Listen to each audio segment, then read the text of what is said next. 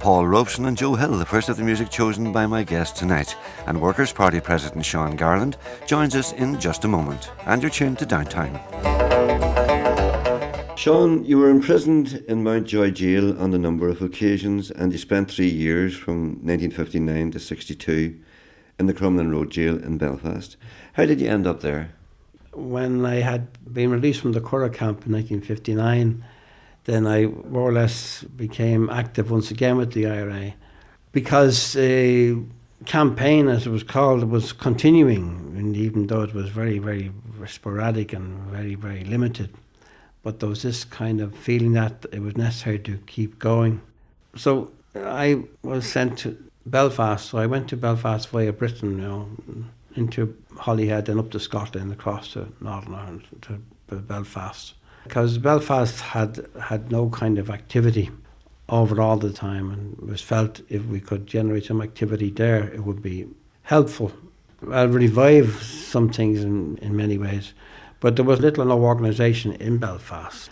I mean, after some weeks there, it was more or less decided that there was no point in staying around. So when I was leaving Belfast, I was arrested at the railway station. I was getting the train for Dublin. How did they know you? Well, see, I had travelled to Belfast from Glasgow, and I had used a student kind of alias and cover, and then the Glasgow University scarf. I think that they had somehow found out, I didn't notice at the time, but they were watching for someone wearing the scarf. So they arrested and after some days brought to Crumlin Road Jail.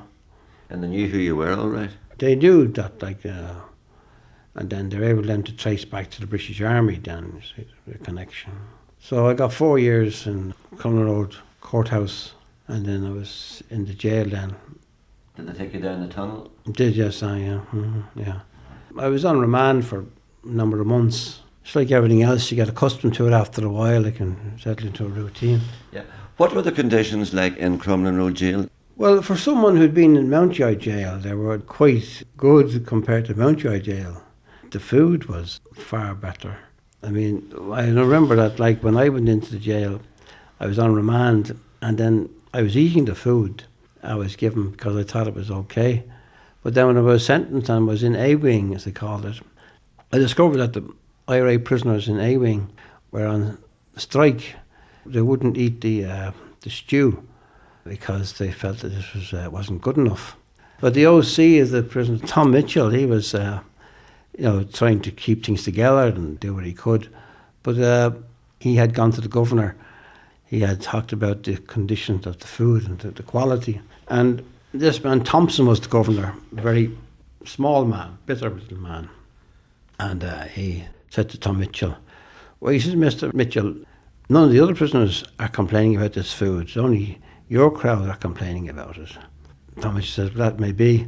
But then the Governor Thompson's solution was that, like, up to then, the stew came up once a day. After Mitchell complained on behalf of the IRA, it came up once a week.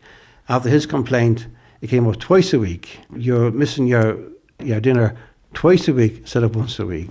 So then after a while, this went on for some time. I was then made OC of the prisoners, and then myself and the chief warder, Jimmy Moore was the chief warder, and he devised a solution. See, up to then, the prisoners were given their food on the plate, the stew on the plate, and that was it. This time, the solution was to bring it up in a kind of big cauldron, and then it would be poured out in front of them onto their plate. The same food, but it's just a different way of serving it, and this was the solution to this thing. So, because most people didn't want the strike to be going on, but they wanted some kind of way out of, the usual saving face. And how did you manage to pass the time in there? What hobbies had you got, and were you allowed many visits? You could be allowed a couple of visits a month, but my family in Dublin, they weren't able to come up, and I don't think my mother came up at all during the time I was there. She wasn't fit to travel much. I think that I studied history and Irish and English, and then I read a lot. Jomo Kenyatta spent most of his time in jail during the Mau Mau campaign, Mm-hmm. and according to the figures I've got, you spent a lot of the 56-62 campaign in jail. Mm-hmm. How did you know what was happening on the outside? or had you any control over it?